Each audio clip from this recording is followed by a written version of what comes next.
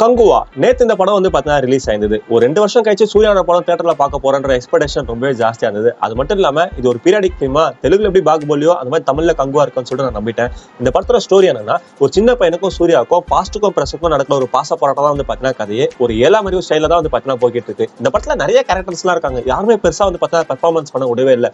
இங்க தீசா பட்டானியா சும்மா பீச் ஓரமா பிகினி போட்டு டான்ஸ் ஆடுறதுக்கு தான் வந்து பார்த்தீங்கன்னா கூட்டு வந்திருக்காங்க. அது மட்டும் இல்லாம கங்குவா பொருவா பருவா பேர்லாம் சொல்லிட்டு இருக்காங்க. எதுவுமே வாயில நுழையவே இல்லை.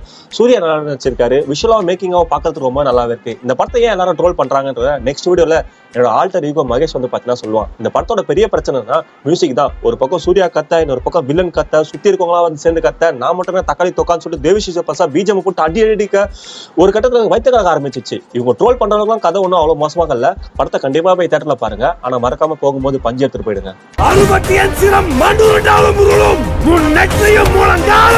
மறக்காம சர்ப்ரைஸ் பண்ணுங்க. தேங்க்யூ.